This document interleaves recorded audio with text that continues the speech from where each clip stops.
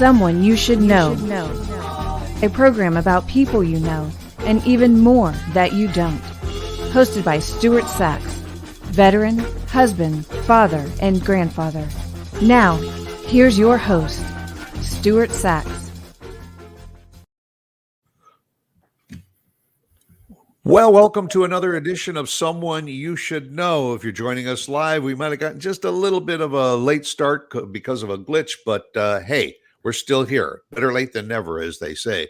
Want to welcome you again to Someone You Should Know. We are brought to you today by No Sweat Experts. They are the experts in heating and air conditioning here in the DFW area. And it's starting to get cold out there. Make sure you get that furnace and your heating system checked out. Make sure the filters are changed. You want to be ready for the winter. So thanks a lot to our friends over Roy Cook and our friends over at No Sweat Experts. Thank you for sponsoring the show, too. Well, I got a special guest, and it's kind of interesting because Mark, who I thank very, very much for producing the show, he's producing the show up in Michigan. We're down here in Texas, and my guest is out in California. So I want to welcome in Jim Burson, who is my guest this morning. Good morning, Jim. Good morning, Stuart. How you doing? And let me begin, if you don't mind, by apologizing. I want the audience to know that it was all my fault this morning in getting this set up. Stuart and his people did everything they could. I've been away from broadcasting for 21 years, and I've forgotten how you have to connect things properly in order to get on the air.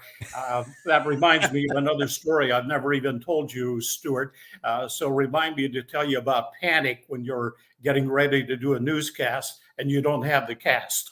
Hey, you're on a roll. Go ahead with the panic right now. Oh, okay. Well, I worked in all news radio, a couple of locations in Philadelphia and Los Angeles for 35 years for CBS and Westinghouse.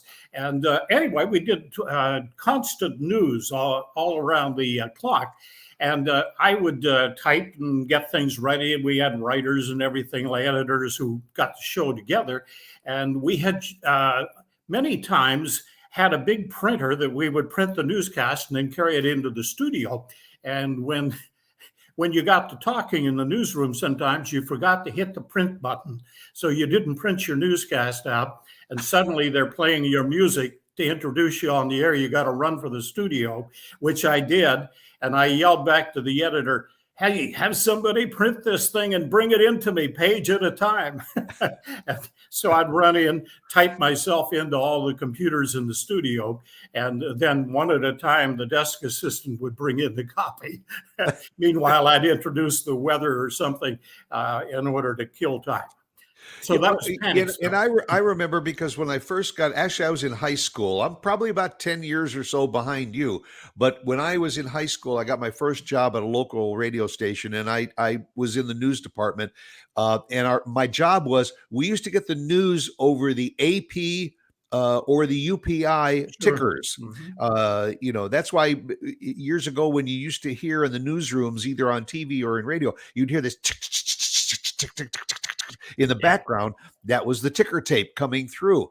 And my job was take the news off the ticker tape. Then you had to go through and you had to kind of rewrite it so it didn't sound like it came from AP or UPI. Mm-hmm. And then hand it to the newsman. So I know what you're talking about. And those were, of course, the days where the newsman would sit in the booth. You had a microphone like we do now sometimes, but it was a little small closet sometimes that you would sit there in order to make it kind of quiet and read the news. And of course, you and I both remember that radio was the day where news was, radio was heard. Today, radio is seen. Yeah, very much so. Because it got FaceTime and Facebook and all of that on exactly what we're doing right now, starting off in radio. But you go really back to the golden days of radio, where after World War II, it became even more important that people would go to their radio. Hey, there they are.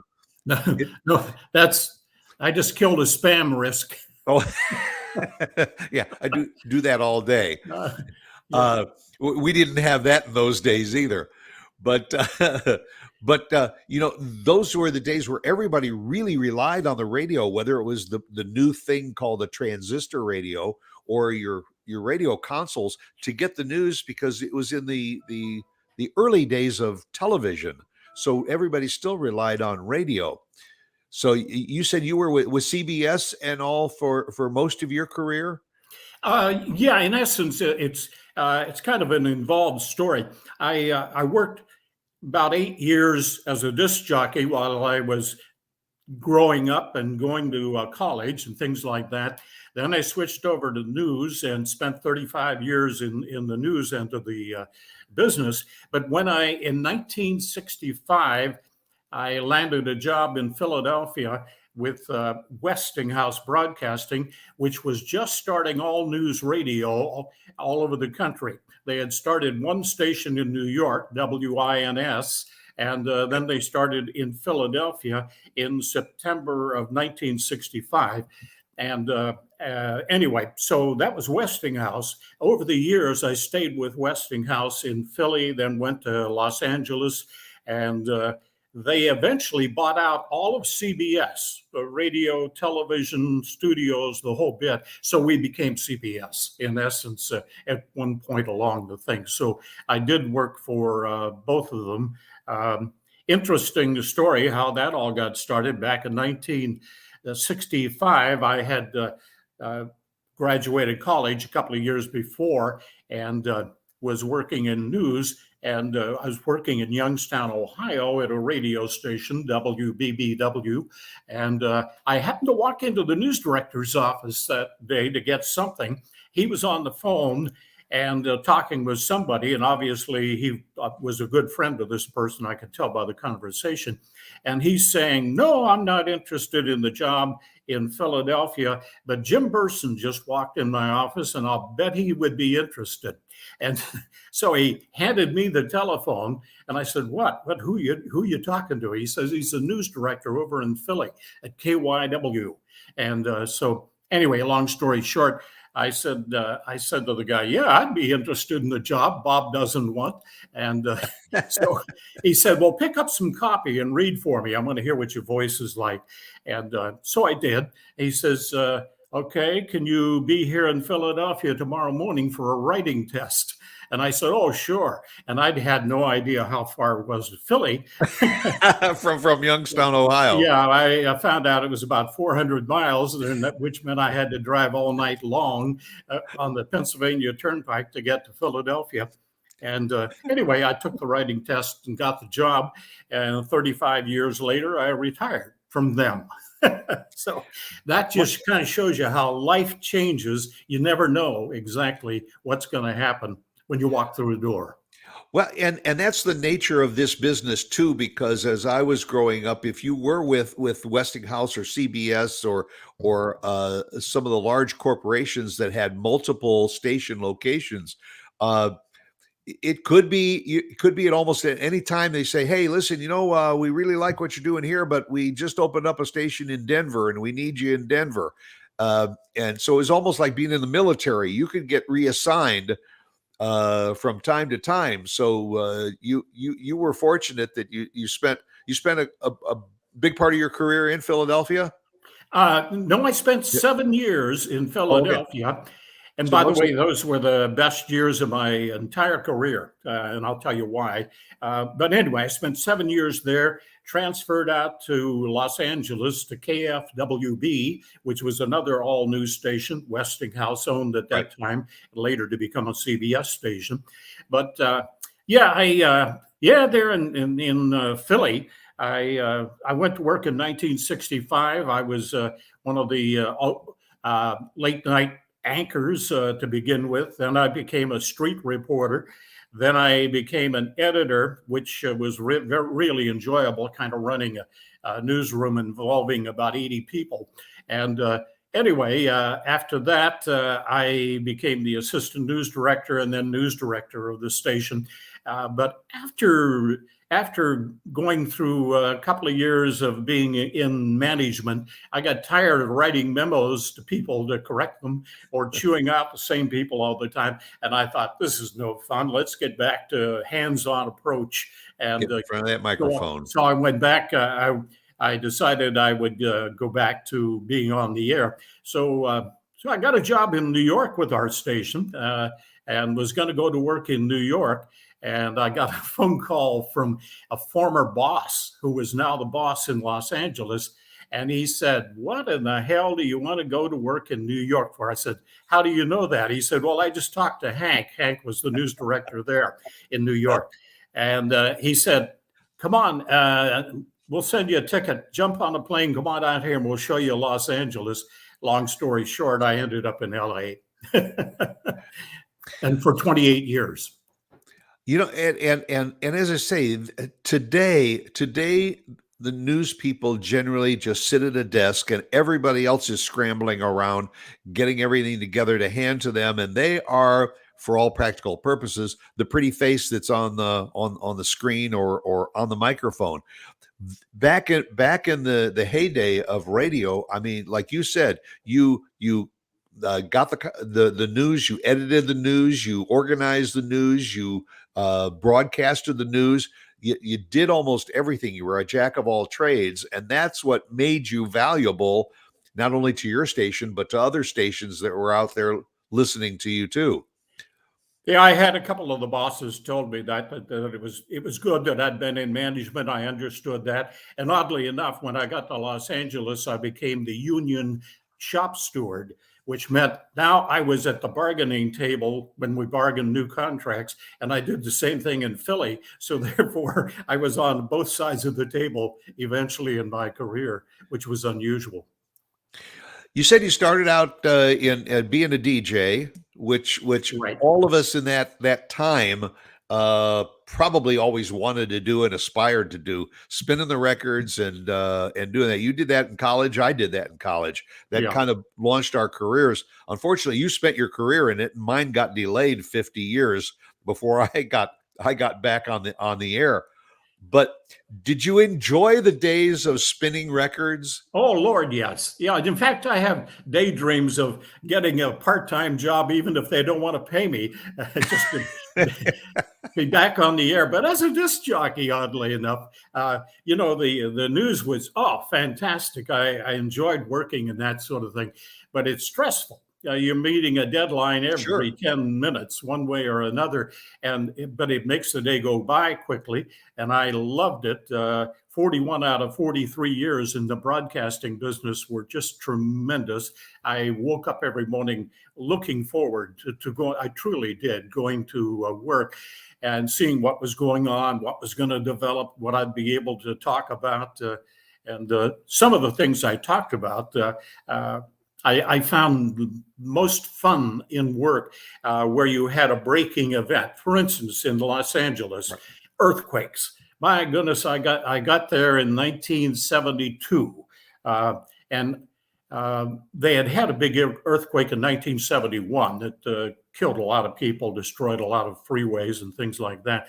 But I'm on the air, and you have aftershocks that happen up to a few years later. And anyway, I'm on the air by myself, sitting in the studio, but there's a window in the studio and I can see the newsroom. And all at once, the whole building starts shaking. Now, this is the first earthquake I've felt since I got to California. So I'm sitting there and the chair's moving around like this, and I'm moving, and I'm thinking, I'm on the second floor of a wooden building. We're directly above a bar. In about a moment, I'm going to be able to order something from that bar. Yeah. The floor is going to fall out from me. And I look out the window, and everybody in the newsroom is running out the back door. They're running out of the newsroom, and I keep talking. I see engineers up there in the window. So they're busy doing things. And I keep talking about the earthquake, so on and so forth. And suddenly the door opens and one of the engineers says, "You're not on the air anymore. Come on, let's get the hell out of here." He put a tape on is what he did. And we got out of it. And that was my introduction to earthquakes in California. Yeah, and of course those again were the events that people relied on their radios when there was weather Oh yeah, issues yeah. or things like the earthquakes. And now, if you're going on every 10 minutes, now you got to scramble back and you got to get the latest news and the updates and everything. Revise that. Get ready to sit down in front of the mic and pass that along to the people. And then 10 minutes later, do it all over again. Yeah, yeah, it's a constant problem. I can remember it was actually harder when I worked at a small station because I had to do everything. Whereas when I went to work for Westinghouse in Philadelphia and out in LA, we had 80 to 100 people working on the product. Outside reporters, we had writers in the studio. I did a lot of the writing myself, things like that, and of course you have editors who did all the planning. And of all the things I probably did, I enjoyed ad-libbing around fires, earthquakes. One of my biggest kicks was, believe it or not, when the Soviet Union failed. I think that was around 91. Anyway, as it failed, it was my job to sit in the newsroom with a microphone in the newsroom, and they would introduce me for each newscast, and I would talk about what's going on and trying to memorize, because you had to memorize, there were 15 Soviet republics, Uzbekistan, Turkmenistan, all of the stands, Right. and then Latvia and all the other things like that. But it was a hell of a lot of fun to sit there and do that. And you weren't reading a script, you were reading notes galore all over the place or looking at TV screens that had information for you. That was a lot of fun to sit around there and just like you're doing right now, just asking me questions. Yeah, and I do want to double back to something you said earlier because you said that you spent 43 years in broadcasting and 41 of them were very enjoyable. So Right. what happened to the other two? The other two were all the fault of the managers. They brought in a couple of guys, and these are big corporations, but I suppose this happens in every big corporation. They brought in guys. The one guy said, I've never worked in broadcasting. I've never been a newsman, but I'm going to learn from you guys. Hello, so and what are of you course, doing here? you can imagine what the scuttlebutt was in the newsroom after he left and went back to his office. Anyway, long story short, there were a couple of guys who weren't exactly the right people to be leading. And anyway, they both got fired eventually. So, that's the way it goes. They weren't prepared. So it was one of those kind of "I told you so" moments. Oh, yeah. Yeah. Yeah. That's like today when a major corporation or for instance when like a sports franchise hires some business MBA from Harvard to come in and manage the team, and you think, Mhm. well, wait a minute, why don't you bring somebody in that knows Yeah, something they about played ball. sports? Yeah, I know they do make some wild mistakes sometimes. There's no getting around it. By the way, one of the most interesting things that ever happened to me was when I was a disc jockey in Youngstown. I had an overnight disc jockey trick. I would work overnight, midnight to 6, okay, and then I would go lay down on the couch and At the get an radio hour's studio. sleep at the studio. I would lay down on the couch, get an hour's rest, and then jump in the car and race up the hill to the university, Youngstown University, and go to class at 8 o'clock. And then I'd drive 40 miles back down to my home. At that time, I was 40 miles away. And that went on all the time because I was working 2 radio stations at the same So time. you're trying to absorb knowledge on 1 hour worth Yeah. of sleep. But the unusual thing that happened when I was working the overnight, there would be people that would call every night, and I'd have to cut them short because I had things to do and records to play and so on. But this one woman kept calling all the time, and I would talk to her, as much as I could. But then I had to get her off the telephone. Anyway, she called one night and she said, "Jim, you have always been so nice to me and been willing to talk. So I thought I would call you before I call the police." I said, "What are you talking about?" She says, "Well, I just shot Harry and he's dead." Harry was her husband. He was a night watchman, and he had come home tired, beat her up, and he often beat her up, and she would tell me about that, and I tried to get her to get help. But anyway, he laid down and went to sleep, and she went over and picked up his gun and shot him and killed him. And I said, "Okay, well, you haven't called the cops?" She said, "No, I wanted to call you because you've always been so nice." And I said, "Well, call them right away." And I hung up on her, and I called the cops right away. I said, "You may be getting a phone call." And anyway, they did. Ultimately, she was found not guilty of murder, that sort of thing. She had really been beaten up over the years by this guy. Interesting that you were the first. The first Yeah. call. Oh, yeah.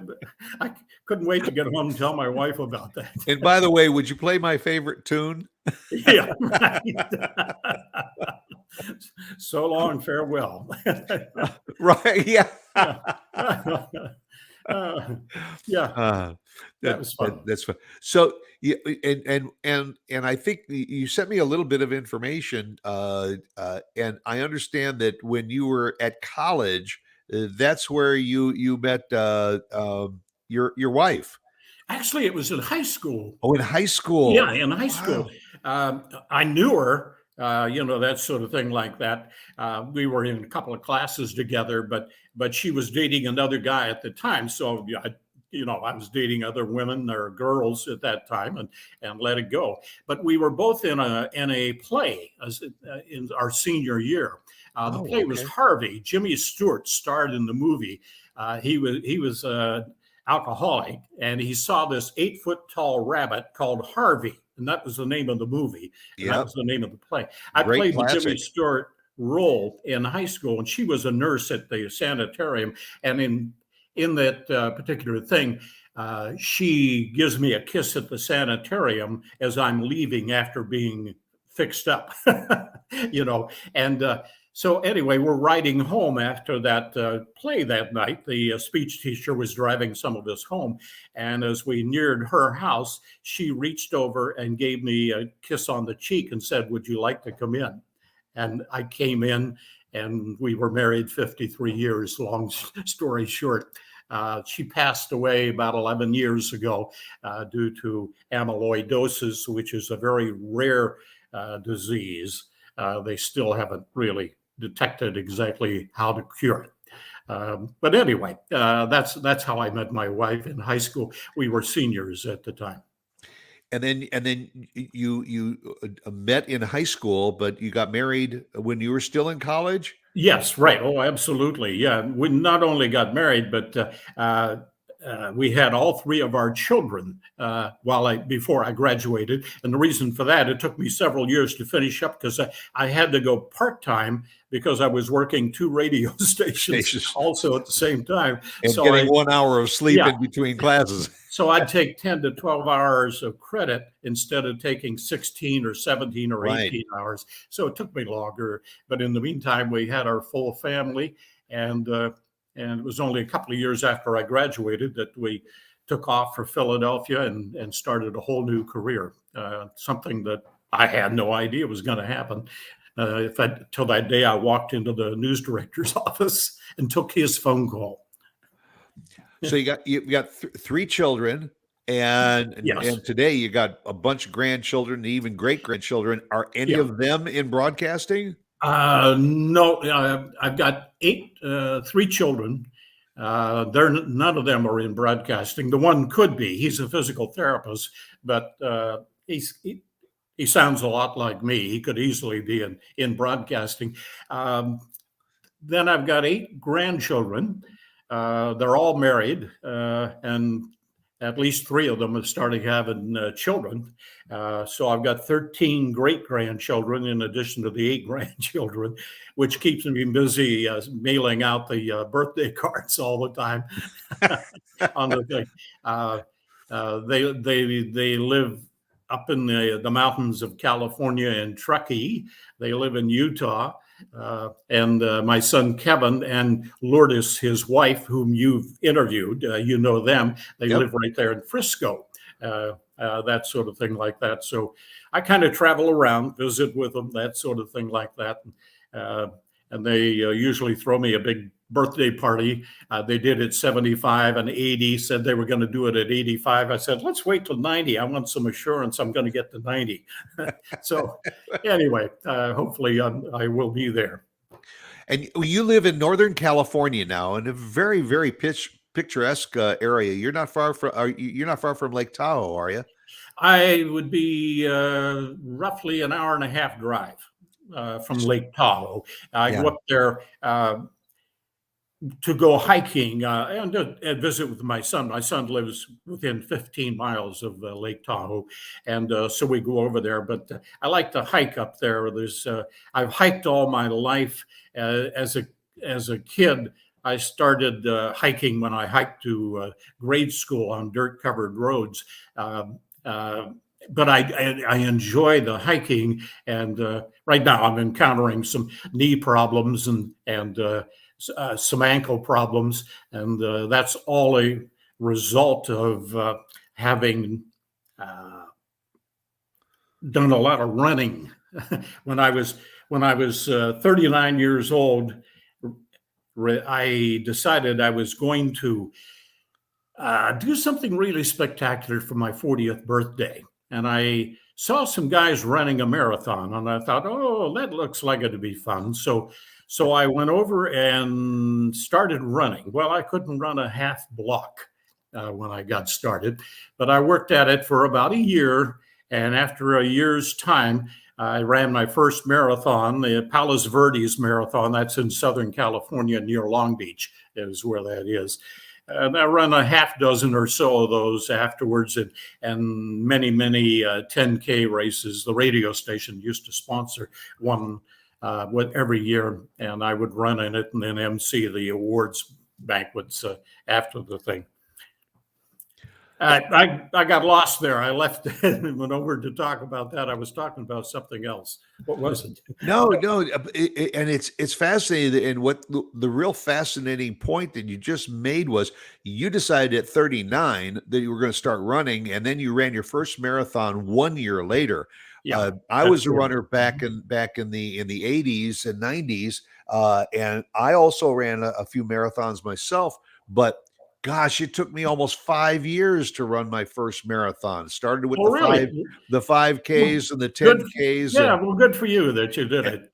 And the half marathons and all. But it ain't easy. And you decided at 39, I'm going to run a marathon when I'm 40. That's a pretty aggressive undertaking. It was a lot of fun. I lived in Westlake Village, part of Thousand Oaks in Southern California at the time, and had some beautiful places. There was a nice valley called Hidden Valley that wasn't too far away, and I would run out through it every morning and look at the horses and the cows in the fields and that sort of thing like that. Richard Widmark, the old time actor who was big in cowboys and other kind of movies. Great, he had a nice ranch out there. My next door neighbor, who was a stuntman in the movies, he used to take care of Richard's, watch over his ranch when Richard was shooting a movie somewhere else. The stuntman was Paul Newman's stuntman. If you saw Butch Cassidy and the Sundance Kid, classic. It was Jim, my next door neighbor, who jumped off that huge cliff into the river flowing down below, and then later they had a gunfight in Mexico in the movie, and Jim fell off a roof on purpose, being shot, and he broke his back. Ooh. Later in life, he turned to be a director of the stuntmen instead of being a stuntman. They get banged up pretty badly at times. And you reported on it. Yeah. Yeah, it's a fun existence to be in broadcasting. There's no getting around it. I looked at it as it was always fun to get up, think about what's going to happen today in the world that I can talk about. and write about, that sort of thing like that. Be interested in what is going on, and you meet such wonderful, wonderful people. There's no getting around it. You just meet such wonderful people. It isn't funny, but as I say, with over the years, it starts taking its toll. I'm 83 years old, and when I reached 80, the old body started giving in. I've often said I'm going to, when I eventually get to heaven, and we're all going to heaven, when I get to heaven, I'm going to have a meeting with God, and I'm going to say, let's make these bodies last to at least 90 instead of what they were, because we're all living longer, and let's stay healthier longer, that sort of thing like that. But I enjoy myself, even though I got a few medical problems I'm taking care of right now. Well, and I think you had mentioned to me, but before we even got together to go on the show too, that you also played a lot of baseball and softball. Oh, and yeah, over the years. Yeah. I played softball till I was 75 years old, and the only 75? Yeah. But the only reason I quit was I injured my Achilles and had to have it operated on. And that's one of the problems I'm having again right now. No, we have, I live in a 55 plus community. Del Webb built the thing. Del Webb owned one of the big baseball teams at one time. And made his money in Las Vegas in the casinos. But anyway, we have a beautiful softball field with seats, stadium, electronic clock, and the whole works. He just built a beautiful thing to entice people like me to come and live here. And I truly, truly enjoy it. I played about 10 years from 65 to 75. I played softball. I hadn't played softball since I was a teenager. When I was a teenager, I played some softball, but I was very busy. My father, God rest his soul, he was an electrician in a steel mill, but he, on the side, earned more money for the family. He put roofs on houses, he installed furnaces, he painted houses inside and out. He could tear apart a car and put it all back together again. His dad at one time had the Oldsmobile agency in town, so he taught my dad how to be a mechanic, that sort of thing. So that was great. That was great. You've had a fruitful life. Yeah, I have. I've enjoyed it. I often say, with the wonderful wife of 53 years that I had, the 3 children, the 8 grandchildren, and the 13 great-grandchildren so far, it's very rewarding. There's no, and that's what it all comes down to, is family in the end. That's the only thing that's really important. So, I'd like to get your observance on something. Having spent your career in news, writing, editing, and broadcasting and everything, what is your opinion of the way news is being handled today? Well, like I think anybody in the business, we saw it. I think I would, excuse me. I in a way, not really, but in a way, I would like to see us go back to where there were only 3 networks: ABC, CBS, NBC, and look at the people who were working there at the time, okay, and how they handled news. What was news at that time? My biggest gripe, and this is the biggest gripe, we used to talk about this in the newsrooms, the people who were in charge sometimes wanted a lot of fluff in the news. Fill material is what we'd call it, but fluff instead of paying attention. I would like to see the idea of people with opinions so far separated from the newsroom that it isn't funny. Fox News suffers an awful lot because of the commentators and people must realize that commentary is a personal opinion. It is not news. It is a personal opinion, many times misconstrued like crazy. But that reflects on the news department. Fox News itself, I have no qualms with. I think they do a hell of a good job. Fox News. not the guys who do the commentary shows. Right. The personalities. The personalities. They are harming their own news department, and they know that. But they're making money, big bucks, by commenting and getting people to follow them. That's the key right there. Yeah. Is that Yeah, they're building their own resumes. Yeah. They're getting the book deals. Yeah. And it's getting kind of separating them from the focus of the newsroom. Yeah. Now they've got a right to have their own opinion. They really do, and it Right. needs to be said over there. But for goodness sakes, I think if Fox was smart, they would say to these guys, "Okay, we're going to put you over here. You're not going to be on Fox. You're going to be on not ABC, but we'll give it another name, okay? Because you're playing hell with our news department."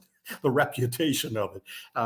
And that's what's happening, because most people out there in the general audience do not realize that they're not newsmen, they're commentators. They don't understand that. And I know that from having dealt with so many of the people who gripe. Well, like you said earlier, you used to be the guy down on the street too. So you were investigating the story. So you knew what was going on with the story. Today, as I said, everybody's got a slot, and the commentator is simply just reading the copy that's being brought to him. So the guys that are out there getting the news are much different than the guy that's presenting the news over the air. And in our day, like you said, with three networks, you pretty much had to get all sides of the story to make sure that the story was accurate. Yeah. And that's my biggest gripe today, I think, is that if the story isn't quite accurate, that's okay. Just present it. We can always do a disclaimer later. Yeah, it is a shame. It's a shame the way some broadcasters handle the situation. But I was griping about it while I was still working. And here it is 21 years of retirement later, and I've still got the same gripes. Nobody's changing anything. And that's the way life goes. But it's a good world anyway. Well, and also we have got, so, as you said, we went from 3 networks now to, now you've got cable TV where there's probably 40 or 50 news channels. And so you're bouncing back and forth to see the story on from a different point of view on many of those channels. And it's probably a good idea, and I would stress that people should watch more than one news channel to get a balanced opinion of what's going on. But that used to be done by guys like you. It was done by the one of those 3 network news broadcasters, and you would follow all 3 of them, or you would follow one of them, but you would get all sides of the story. Well, let me assure you, when you watch Fox News, now that not the commentary, when you watch Fox News, when you watch ABC, NBC, CBS, they are doing and I know this from 35 years of working in journalism, they are doing a story as straight down the line as they can possibly do, both sides of the thing done. I don't have any gripes. Anybody who gripes about the major networks' news doesn't understand, because what they've done, they've heard a commentator say something and they want to know why that news guy isn't using it, when simply it was that guy's opinion. And so you keep opinion out of it. That was something that I didn't even have to contend with when I was an editor in All News Radio, because guys knew you don't put an opinion in there, not at all, because you lose your credibility when you do that. As I say, I think it's kind of fun to reminisce about what things were back then. I think we all have our opinions of what it was like running, being a DJ back in the 50s and the 60s, and then what the music has evolved into today, which I kind of see more as noise than music. But Yeah. it was fun spinning records It Oh was yeah. fun, Oh relating to your audience. You used mhm. to have our own phone banks where all of a sudden you'd see a phone light up and you'd press the button. You'd say, "Yes, you're on the air," and somebody would say, "Yeah, would you please play something by Percy Faith or Yeah. or whatever?" Sure, the next record up was by Percy Faith.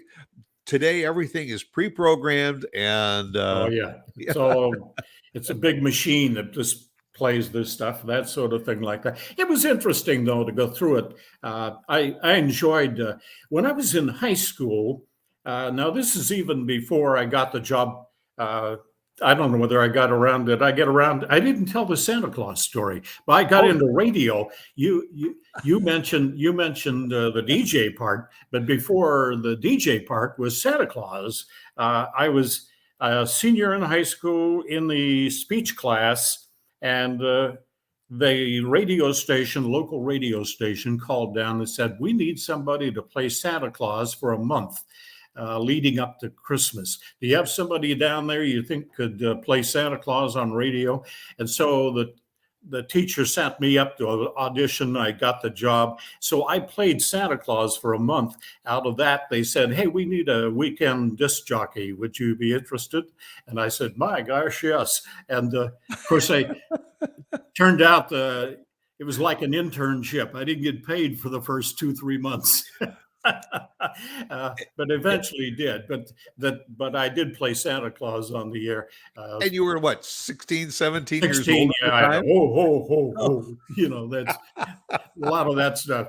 And I would read the letters. So we had a big mailbox right out in front of the radio station where the kids could put their letters to Santa, and I would read the letters and that sort of thing like that. So with all that experience, you ever play Santa now?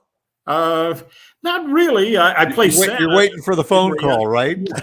Yeah, I make sure all of my great grandchildren and grandchildren get gifts every year. That sort of thing. That keeps me busy. That sort of thing. But some of them are up in Utah, and others are, well, a couple of them right now. One of my granddaughters who graduated college, Long Beach State. She is over. Let's see. Right now, she's in South Africa. Oh, wow. She's got a job, a full-time job, but it's a high-tech job, so she can work on a computer anywhere in the world, and they've given her permission.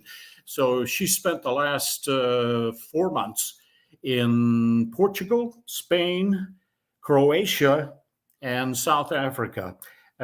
She just decided she would like to go work around in those places and see them at the same time. So she contacts her company in Miami every day for an 8-hour period. Works with them, with the computer, and it's kind of fascinating. Then one of my youngest granddaughter is now a junior at Sonoma State over in the wine country over towards San Francisco. So, yeah, it's kind of an interesting thing. When I look, the rest of my grandchildren are from 40 years down to 20 years old. 20 to 40 years old is the range on my grandchildren at this time.